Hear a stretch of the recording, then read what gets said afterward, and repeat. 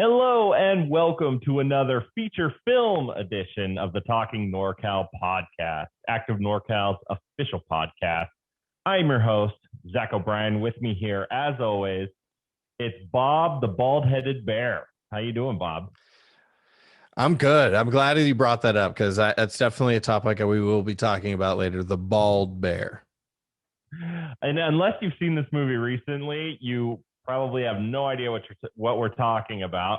But today we are featuring another film. We love to do this, and because it's summer here in Northern California, we wanted to review the great family film of 1988, The Great Outdoors, starring Dan Aykroyd and John Candy, almost entirely filmed here in NorCal. So it's perfect timing to do this. I had a lot of fun rewatching this. And I got nothing else. Should we just hop right into it? Let's jump into it. Let's do it. Let's start with the Tahoe's hella NorCal. NorCal, we're hella NorCal, and I could spend all day just chilling in the South Bay. We're NorCal, we're hella NorCal, and there are no salad dudes who kick it down in Santa Cruz. We're NorCal, we're hella NorCal, and we get a little cray-cray when we visit the East Bay. We're NorCal, we're hella NorCal. Okay, we are reviewing here The Great Outdoors, 1988 film, and I had a lot of fun watching this. You watched it recently, right? So I thought that I had never actually watched this movie in its entirety before this podcast. But then when I went back and watched it, I remember every single scene. So I think I might have, it was in one of our past lists, right? Yeah, it's in our list, the top 25 movies filmed in Northern California. I think it's when we did that one that I went and I did watch it. I didn't remember watching it, but then when I went back and watched it for this, I watched it both last night and then again this morning, and I totally remember it. So it was I loved rewatching it. I thought I'd never seen it before, which I guess might say something about it, but yeah, it was a fun watch. It's a great film, and it's a fun watch.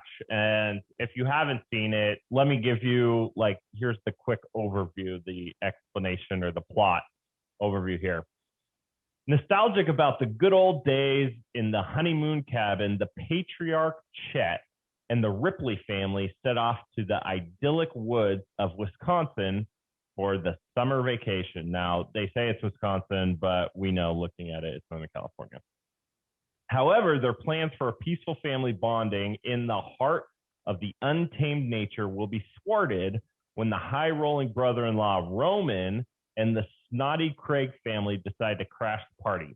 Eventually, as the two families try to have a good time together, a seemingly endless series of misfortunes and many disasters with thirsty leeches, cunning raccoons, and a mythical wild bear threaten to ruin the vacation. What will it take to salvage the weekend? I think this movie was important. It was an important 80s comedy film, sort of running with all those 80s family comedies like the vacation movies. It's perfect to rewatch in the summertime because it really puts you in that vibe, right? It really puts you in the summer vacation vibe. Starring legends John Candy and Dan Aykroyd together, which they were, at their absolute peak at this time.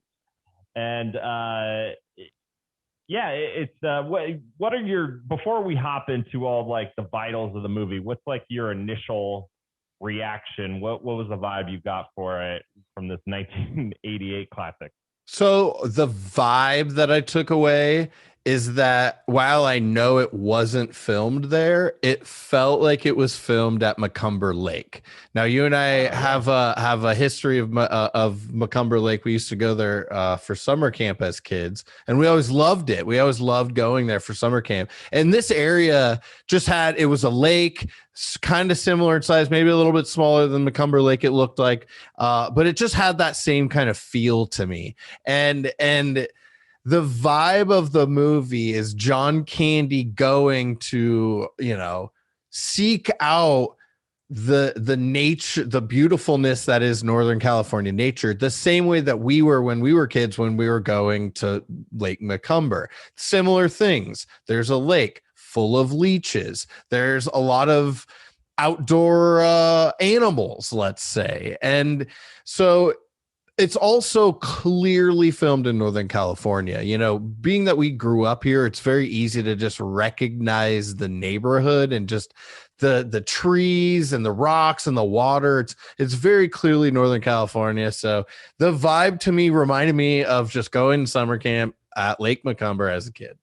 Yeah, it's definitely got this Northern California vibe, and you know, it is meant to be in Wisconsin. It certainly doesn't feel like Wisconsin, but this is just it really just gets me in the mood. And this was written by John Hughes. Are you familiar with John Hughes? Of course. Who isn't? Anyone that loves films, I mean, especially films from that era in time, loves John Hughes films. An absolute juggernaut. So I wrote down all the films. Here's all the films he wrote in the 80s. National Lampoon's Vacation, including European Vacation and Christmas Vacation. So all three vacations. 16 Candles, The Breakfast Club, Weird Science, Pretty in Pink, Ferris Bueller's Day Off, Planes, Trains, and Automobiles, Great Outdoors, and Uncle Buck. That's his 80s. Then he goes on to the 90s and does Home Alone and Home Alone 2, Beethoven, Dennis the Menace, which has a close place in my heart. Same. Miracle on 34th Street, and 101 Dalmatians. So I don't know how he churned out so many of these great films, but just an absolute juggernaut. He kind of fell off in the 2000s. I just think he probably had nothing left to give. But this does feel like a John Hughes movie, the type of jokes it's running, right? I didn't know he did Miracle on 34th Street. That's it's kind of outside his genre, you know, a little bit, but still an iconic movie. Going through that list, I mean, there's definitely some films we've talked about before. I'll say my favorite John Hughes films is Ferris Bueller's Day Off, probably. Yeah, The Breakfast Club, obviously. All the vacation movies are great, and then I have a soft spot for Weird Science. That's my jam right there. That's a cult classic. Yeah. So the Great Outdoors, it was made for $24 million and only made $6 million in its opening weekend. And it was just heavily criticized by all the critics. It was, let's see, New York Times reported that the film did not have enough collective energy to light a campfire. Really solid review right there. The Los Angeles Times called the film as a crass blah comedy about summer vacation perils and said they were surprised the film even got made. Now, that all happened and that messed up the box office opening. Once it hit home video market, it gained this huge following and has since become this popular cult classic and has since grossed $48 million. So once again, proof that critics can ruin these fun, you know, it's like a stupid movie with stupid jokes, but it's fun to watch. It's good vibes. And honestly, I think this movie's gained, it's aged really well as this comedy flick, as this summer classic. And it's got all the obvious jokes of like a fun family trip, you know? It also, it's got the, I totally forgot what I was going to say right there. I lost my train of thought, but whatever. My apologies. I totally forgot what I was going to say. Well, so here's why we're talking about this film today. This movie was filmed. It took 3 weeks in October of 1987 in Bass Lake, California, which is this small resort town outside of Yosemite. And this town is, you know, basically based around Bass Lake, which a beautiful lake, obviously. I actually read one review calling it like the Lake Tahoe of the High Sierra or something crazy. But you know, they took over this entire town, and you can actually go to Bass Lake near Yosemite and see all the things that you see in this movie. By the way, the lake in the movie is called what? What is it called? Lake Potawatomi or something like that. That's like such a Minnesota name. It's so fun. I didn't even realize that they wanted you to think it was in Wisconsin until you said that. But then I remembered that the kid said he was from Chicago, and that was kind of why the whole love interest wasn't working for him. And so that makes sense. But yeah, I mean, of course, if it's in Wisconsin, they're going to throw one of those super weird names on it. Well, John Hughes, for one, is from Chicago. All those guys, like Dan Aykroyd and everything, they all did Second City in Chicago. So Chicago's like the center of all these comedies basically in the 80s and 90s. The only thing that they shot outside of Bass Lake was they recreated the cabin on a studio lot to film the cabin scenes. But other than that, everything, the bar, the restaurant, the lake, everything was filmed in Bass Lake. There's a great video. I don't know if you saw the video. There's a guy, shout out the Urban Outdoorsman, who does just a 10-minute video driving around that area and showing you every single location they filmed the movie. Yeah, it's pretty good. He put it out 2 years ago. And it's just a small little quaint Northern California town. He's like, see this, it was most of the kind of campground area that they were staying is just this an existing resort now. The bar is there, the bar with the guy that has that got struck by lightning all those times. The outdoor scenes of the cabin and stuff was all kind of at one resort that still exists. And a pretty cool little video that guy put out. So it does exist, and I know that a lot of their marketing is around this movie now. Like they have all the pictures and everything of the movie, but Ducey's Bass Lake Lodge was featured as this lodge. It's Wally and Juanita's Perks Pine Lodge. That's the name in the film, but in real life it's called Ducey's Bass Lake Lodge. It actually burned to the ground right after they filmed it. Oh, did it really? And yeah, a gas fire got out. It burned the whole thing to the ground. They rebuilt the entire thing, and today it's got memorabilia all over the place. And I'm pretty sure they built it like just as it was, but the original, lodge is no longer there. So let's break down the actors and the characters a little bit in this film. John Candy plays Chet, who is a fun character.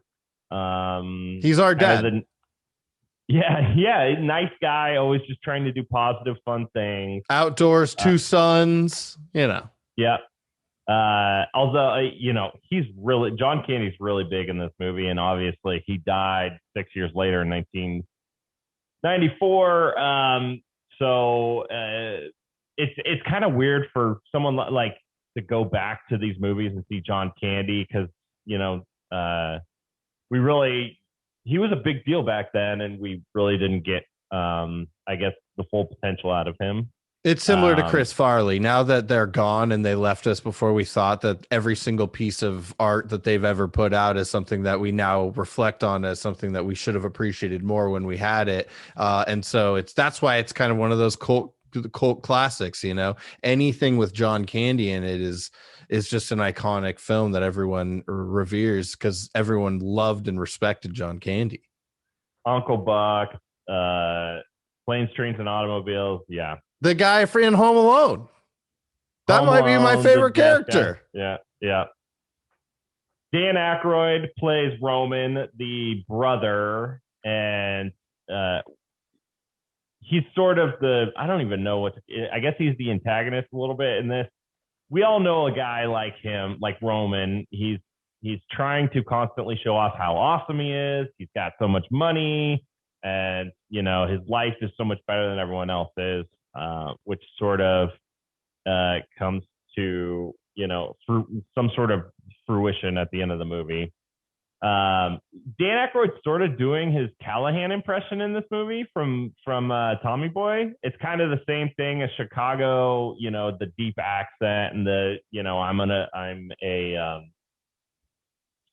I'm an impressive man, and that's The opening that's what I got credits from of the it. film, you see this family, they're going on this family vacation, and then in the background there's this looming Mercedes Benz that's just got this music playing, and you know that there's kind of a darker entity in that Mercedes Benz, and it is not the family that is on this trip. And you're like, as soon as I saw that, I could not agree with that. Is the first thing I thought of. Now, is that the Great Outdoors came first?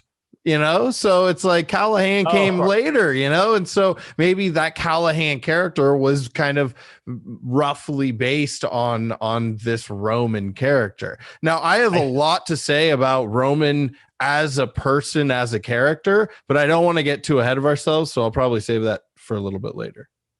Okay, wait, you can save it.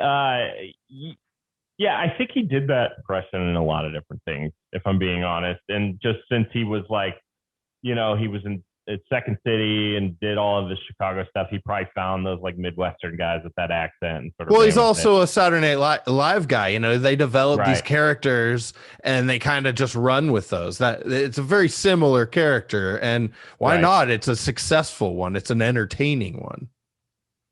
Some other characters, Stephanie Faracy played Connie Ripley. Annette Bening was Roman's wife. This was her feature film debut. So this is one of the things that I definitely wanted to talk about. All right, what do you got? Well, I just think that Annette Bening to me is an absolutely incredible actor. And like, again, this is kind of her debut, and and she's a really small role, right? She's Roman's wife. She's the asshole brother-in-law's wife. And so, she's not a really loved character, but I was thinking last night, American President, American Beauty. Yeah. Two movies that are such well-made movies, and she was an iconic character in both of them. And just as an actor, I am a huge fan of her. And so honestly, when I first saw it, I wasn't quite sure it was her. She's so young. It was crazy. So I wanted to make sure that Annette Bening was mentioned. This is her debut. I'm a huge fan of her. And she has just turned out a stellar career starting with this movie.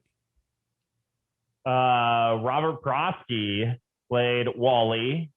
Robert Prosky, he's kind of like, I didn't know what his name was, but he's kind of in all these different movies. That old guy, I remember him from Last Action Hero.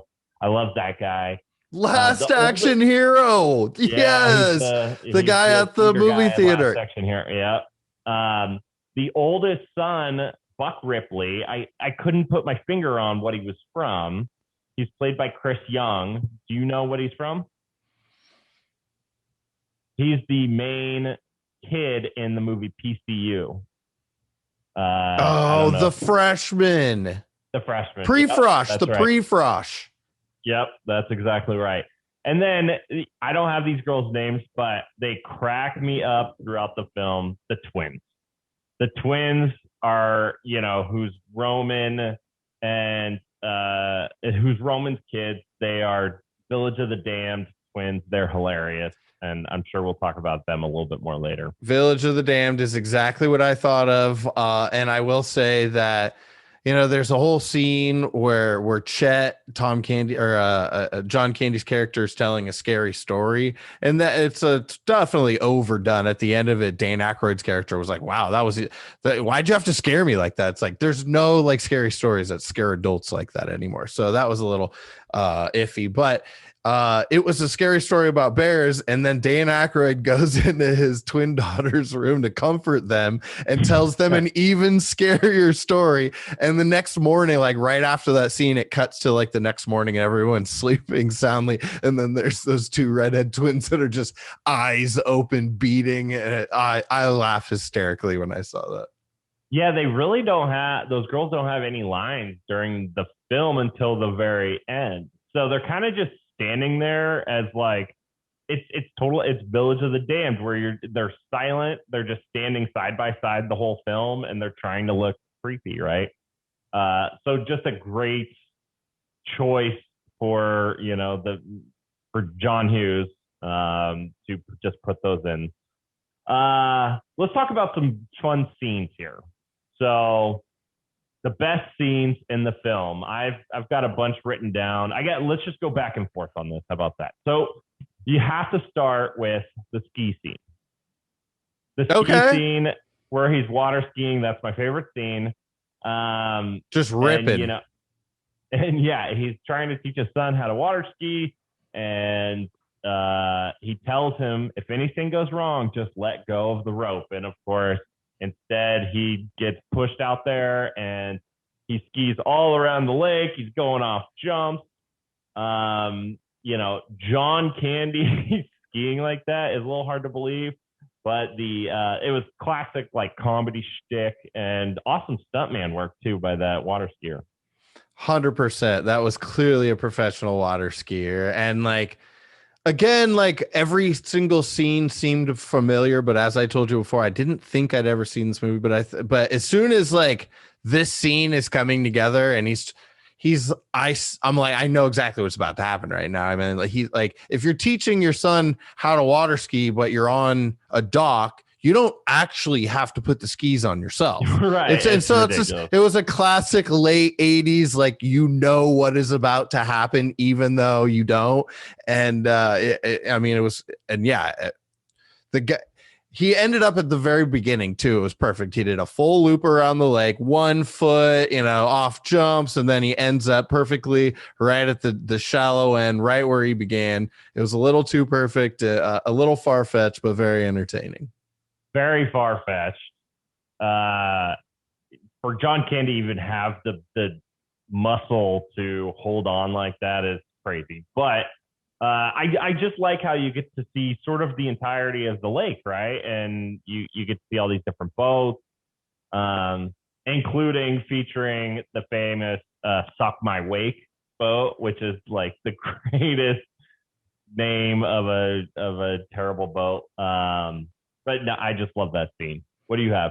My favorite scene has to be the old 96er scene where the old 96er. Okay. I mean, from, I got that culinary background. So as soon as I see that piece of meat, I'm like, well, first of all, that is not a very good piece of meat. It's a big piece of meat, but that's not like a prime rib. I mean, they call it prime meat, meaning it's rated prime, meaning it has a lot of fat in it. But that is just a full round cut steak. You could tell with the bone in the middle of it. It's not a tender piece of at all. And so you could tell it was grilled hot and fat. I was analyzing the food aspect of it, but 96, that's 6 pounds of beef. And so I don't know. I just loved that scene. And last night when I was just messing around on YouTube, I found a couple guys that tried to duplicate that, and they put a 90 or a 6 pound full cut round steak on like a green egg and smoked it. And I thought that was really cool. But I mean, honestly, that steak would probably be incredibly tough unless it was cooked for a really long time. That exact cut that they showed. But yeah, so that would be my favorite scene, I'd say. Yeah. And if there is like an eating challenge like that where they say, okay, if you finish this, everyone eats for free, you kind of have to do it, right? Like, I've never heard of a challenge like that before where the entire table eats for free, even though it would just be, terrible to do. That would be just god awful. Well, my favorite part. No, you go. You're probably about to say what I was going to say. Well, when the chef comes out, he's all covered in blood and he just drops the plate. He says, "Bon appetit."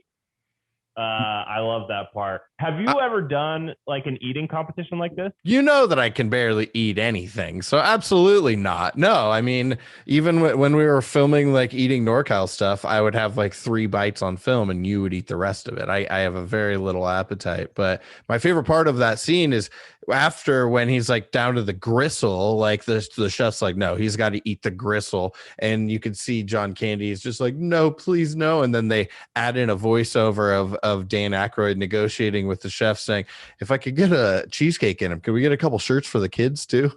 Yeah. I like that. Yeah. I did one little like eating thing like this once, and it was on the local news in Reno. It was this like spicy burrito, and I knew this reporter there that she talked to me into like doing it on camera, and I took one bite, and like the taste of the hot sauce was like I just didn't even try it.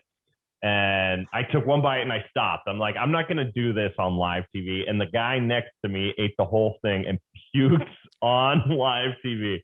It was pretty funny. But You made the right things, choice there. well, I do want to try one of these I do want to try some of these and maybe we can get it on video, but it's not fun. It's not fun to like eat a lot of food or eat like super spicy stuff. So when I see that, like how full he is, and John Candy's just so big as it is, it's kind of hard to watch. But that is a great scene. The one scene that made me laugh the hardest is, for one, I like any scene in the bar because I just feel like the local resort town bar, who you're going to meet some people from out of town, you're going to meet like the crazy locals. I love that. Like, yeah, I've just experienced that so many times. But Reg, the lightning guy who was struck by lightning 66 times, makes me laugh the hardest every single time. It's great. He's such a honestly, they nailed the vibe in a NorCal bar like that. I mean, there's usually a couple more people, there's usually a couple more entities in there, but they got the vibe. They nailed it totally. Yeah, he had been struck 66 times, and then until he got struck the 67th time in the movie. Yeah, he sits down, he orders a beer and a shot. And the guy, I don't think he ordered. They just had it for him. He was like such a regular. They just had it for him. That's as usual. I'll take a beer and a shot, and he can't really talk. And he says, "How many times have you been struck by lightning?" This 666, and they're like, "Wow, 6. That's a lot of times." And he says 66, and I just lost it. That's so funny because that's the type of those are the type of people you'll meet in like these like small resort town. Like there's nothing else in this town, right, other than like a beautiful lake, a bunch of places for out of towners to stay, and like a really fun bar right in the middle of everything. Yes, I just love that. Do you have anything else? As far as favorite scenes, the one thing I just like to mention is those. It's just the clever things that from somebody who, and you will appreciate this as well, that has spent a lot of time editing videos and creating content.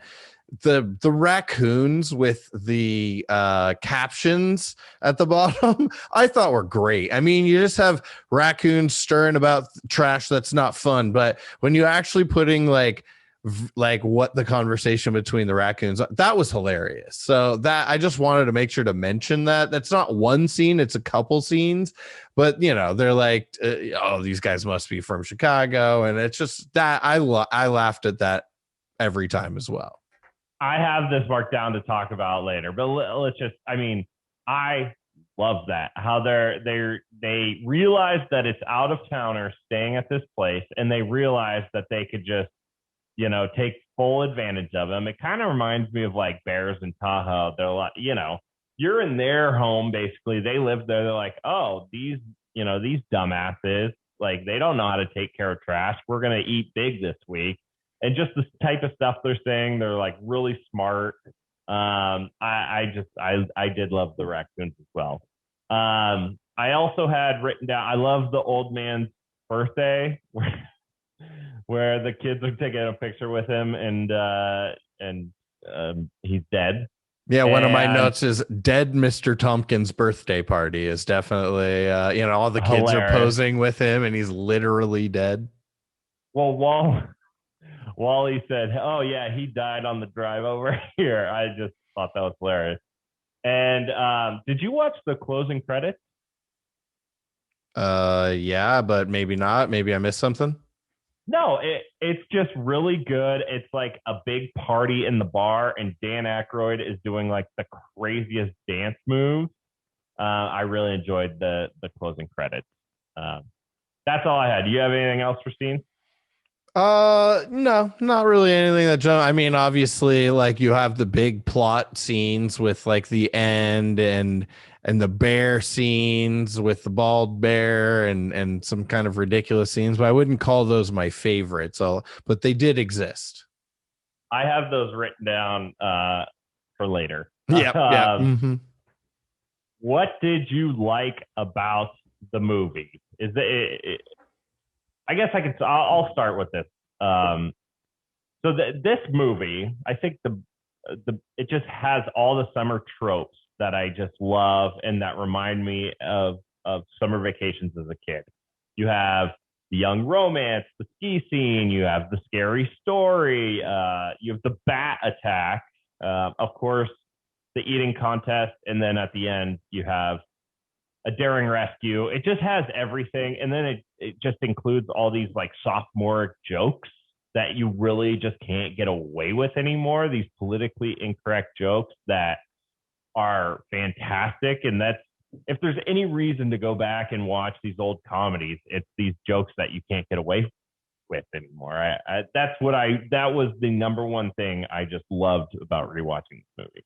They really there was something for everybody, like from with a teenage love, like that brings the teenage market to wanting to see this film. This is more of an adult film than it is a kid's film, but with that kind of teenage romance, it added like a new group of people that could relate to this film. And that stood out to me. I'd never really thought about that with a film before, but the teenage love was so kind of outside of the rest of the plot. I kind of thought about why it existed, and it was to bring another demographic to the film. And I think they nailed it. I think that kid, Chris Young, was a bit of a heartthrob. I mean, he kind of was. Yeah. I think you're right. And I was watching the movie and I was like, this girl is beautiful. And then I was like, this feels creepy saying that. And then I was like, wait, this film was made in 1988. I was born in 1984. I was 4 when this is made. So feels like it's okay for me to consider her a good looking girl. So it was a great movie, just like you said, and how I kind of mentioned before. It brings nostalgia. It reminds me of summertime in Northern California and the things that we do here in the summertime. And just a great overall film that I think is definitely underappreciated. Well, and another thing with these old 80s comedies is it kind of feels like a sketch comedy show. Like it just, for a solid like 45 minutes in like sort of the beginning / middle of the movie, it's just going from the ski scene to the eating thing, and then it's all these different like things that have really nothing to do with each other. It's almost like a sketch comedy show set in the same area, and it's you don't see that in films anymore. You have to have this running plot, but this is just like, okay, we're going to do this fishing joke, and then we're going to do this skiing joke, and it just has all these jokes lined up one after another. I love that. Well, we kind of talked a little bit, excuse me, yesterday before we did this briefly about how your opinion is that the movie was really fast. And I kind of knew that when I was watching it. And so I had that in the back of my mind. And I think what they did successfully was they were able to fill every scene while it had plot to it with comedy, and which takes a lot of work. There's always something happening because it's got to be entertaining. There were a lot of like the driest parts were the parts like at the end that are like supposed to be the most like thrill seeking, when there's like drama in the air. But honestly, those were almost the most boring parts of the movie. And so they did a great job at making the flow of the movie feel natural and move along, being very entertaining. You weren't losing your interest very often. This movie, I love how short it was. And quite frankly, it could have been shorter. It could have been an hour and 10 minutes, and I would have been so happy. But if that movie was made today, it would have been over a 2-hour movie. I guarantee it. Totally. 1,000%. And it feels too long at the end, right? Because of the ending that I have coming up, and what did I dislike about the movie?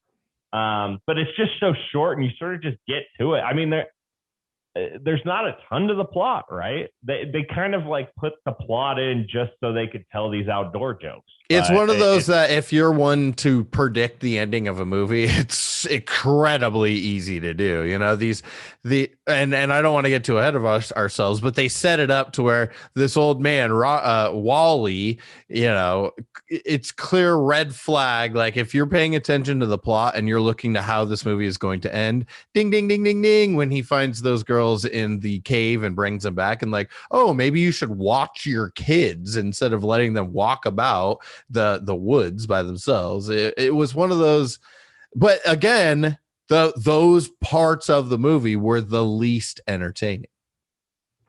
Correct. What else did I like about the movie? I wrote down the twins. I love the twins. I love the suck my wake boat, which is just hilarious in saying it every time. The raccoons. Oh, one other thing is the movie poster. So you probably didn't take a close look at the movie poster. It was designed to look like an outdoor magazine. And I see you looking it up right now. It's got sort of whatever. It's got one guy hanging from the fishing pole, but it has like the listings of an old school magazine. And I just really like the way they did that. Anything else you liked about the movie? I mean, there's a lot of things. I mean, I could go on and on about one of the things that I did write down here that kind of relates to what I just said with regards to like seeing what's going to happen in the film. The like when they first walk in and you see the shotgun lamp, like there's no way they don't use that in the movie. You know, it's just one of these movies that you could just see it all unfolding in front of you and you don't care. It doesn't matter. You're just going to let it come and enjoy every second of it anyways.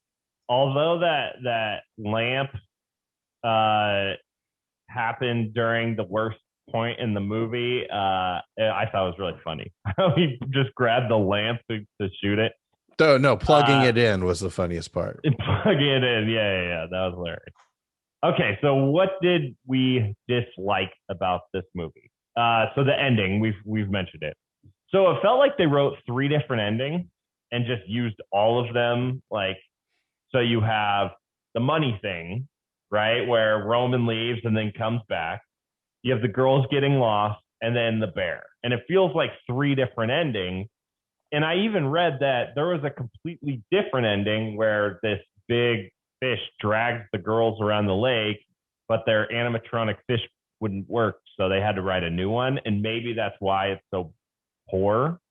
But it drags on forever, and I just thought the ending was very anticlimactic.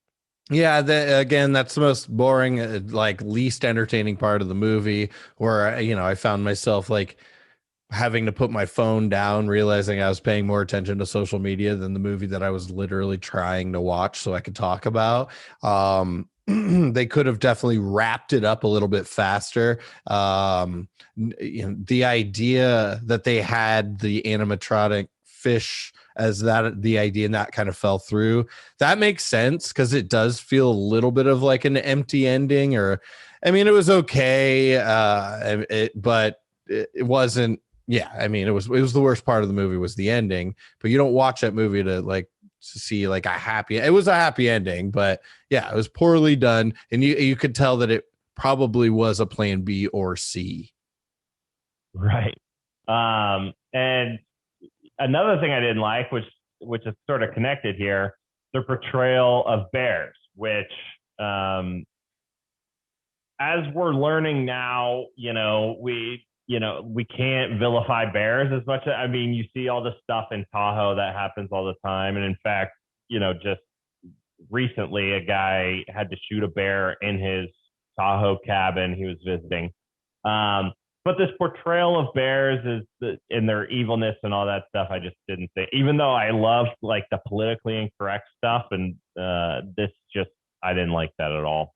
Well, I mean, one of the things that, and this definitely doesn't belong in the dislike category, but we should talk about is the bear dump, and the fact that in this area in the movie, there's a place where you could take your trash just for bears to eat. And there were cars lined up to watch it. Like it was like a drive-in movie theater. I thought it was the most ridiculous concept but like hilarious at the same time. Like, I mean, that nothing like that would ever exist. Also, the fact that there was prosthetics on a bear. That's just I've never seen that before or heard of that. That was ridiculous. You're completely right with the trash thing and watching the bears, and it almost feels like, oh, that's how we got to where we are with how bears act in the outdoors now. It's because we treated them as these sideshows. Yeah, go ahead, eat our trash.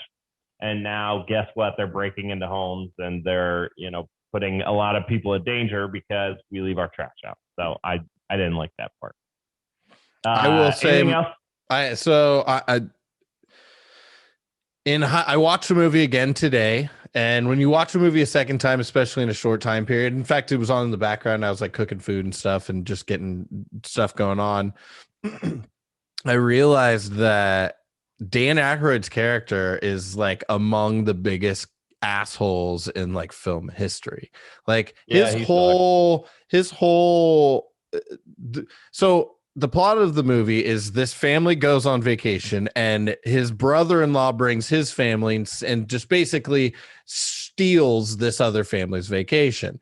But at the end, you find out that he had a plan to basically get his brother-in-law to write him a $25,000 check for an investment that he knew didn't exist. He was broke and he was like, you know what? I'm going to screw over my brother-in-law for the last $25,000 to his name just so I can go on. And so like everything that he does in that film is like to the next level. He's buying lobster tail. He's doing all of these. He's ordering all these big dishes at this dinner and then making John Candy's character eat it so he doesn't have to pay for it because he doesn't actually have the money. So in hindsight, looking at his character, among film's worst asshole characters of all time, because he's trying to screw over his own family, and that's the most effed up thing to do. You're right. In the middle of it, it's Dan Aykroyd. So I'm like, okay, I like Dan Aykroyd, but he's the villain. No, well, I wouldn't call him that because he's family and family's tough, right? Family can be tough sometimes to deal with. And I think that's the point of it. But when you actually list all of the bad things he did, you're absolutely right. He was not a good person. And I think at the end he learned as well. He hijacked his brother-in-law's vacation. At the end complained that John Candy ruined his vacation. He's like, what are you talking about? You weren't even invited here. And his whole plan was to try to convince, and this whole time in this film, you see him on his cell phone calling doctors, calling priests, and saying, "Do you got 3 minutes and $25,000?" And like he's just a con man, and like that. So that stuck with me. It's like he's literally trying to screw over his family for 25 grand. I also had written down fishing with leeches. Have you ever heard of fishing? They were fishing with leeches. I've never heard of that. It didn't sound outside. I mean, like worms, leeches, like they sound fairly similar. The thing is when I'm thinking about it, leeches live in the water, whereas worms, I guess they could, but they don't necessarily. They live in the dirt. And so I think to a fish, worm is a better option. But that's another reason why it reminded me of Camp Macomber and Lake Macomber, because when we went there. Yeah, there were some leeches there all the time. And the one thing and I hoped that you had not found this fact about this film, and I don't think you have, because I think you would have mentioned it to this point, is the fact that today, July 1st, we're recording this, is Dan Aykroyd's 69th birthday. Oh, happy birthday, Dan Aykroyd. He's actually aged pretty well for a lot of those Saturday Night Live people. Well, he's got that vodka company now, Skull Vodka. Oh, I didn't know that. The bottles it's a skull. It's a glass skull. Oh, I've seen those. Yeah. I didn't. Yeah, interesting. Okay. What did you... Oh, wait, we just went through that. Okay, is that all you disliked about the movie? I mean, there wasn't much. There's some little things here and there, but I don't have a whole lot. I don't want to say I disliked the bald bear and then the bear and then the fake ass at the end when he got shot. I did. I mean, it was when they kept showing the first time, I was like, what's wrong with that bear? And then it all came together. I was like, oh, it's supposed to be a bald spot. I thought it was just something that the bear, because he told the story about, and then he shot its butt hair off. That didn't make any sense. Right. Okay. So if we, and they don't make movies like these anymore, but if we were to film another movie like this in Northern California, where would you want to see it? I think Tahoe's a good place to start. I think a Tahoe family trip movie. It's probably been done. I want to see Macomber. Let's go. You want to see Lake Macomber? Yeah. Okay. What about Lake Siskiyou? I think Lake Siskiyou. That's a great idea. There's so much to do there for a family that it makes sense. Well, they have cabins and there's, wildlife and obviously Mount Shasta in the background. Maybe even a houseboat movie on Shasta Lake. I don't know how interesting that would be, but I sure have a lot of houseboating stories that I can see. I could see a comedy. I could see a scary horror film coming from Shasta Lake houseboats. I would never watch a horror movie. Well, like that. I'm not a big horror movie fan myself, but I can see people making them. M. Night Shyamalan. And then I also wrote down a rafting trip, a family rafting trip down the American River. That could be funny. Again, they don't make these films anymore, so it's more like you've got to look for like a comedic YouTube video or something. But well, I mean, you could go with some of the more iconic, like a river runs through it. If you have one of those like kind of, from 100 years ago film where a family is like fly fishing and just likes to be outdoors, there isn't a better area in the world than Northern California, in my opinion. Yeah, there's a lot of things you could do. And yeah, like I said, they used to make movies like this all the time. And now I can't remember anything like these type of movies anymore. So I think you're mostly just going to see like little sketches of it on Saturday Night Live or on YouTube with these types of jokes, but actually making a full movie. That being said, and I forgot to write this down, they are actually making a remake of this. Of The Great Outdoors? You want to know who's starring in it? Ryan Reynolds. Kevin Hart. He's gonna be in everything. He's playing the football coach, the Saints football coach, and the remake of that of his whole. He's already in everything, but the King of Queens. I don't know how they're gonna make it. Maybe they're just making a different. So I guess they do make movies like this still, but not original scripts, or maybe this new script it will be original. But yes, I read in 2017 they started production on a remake of this starring Kevin Hart. I'm sure it'll be wonderful. I also, as far as pitching Northern California family comedy movies, I wrote down National Lampoon's Yosemite Vacation.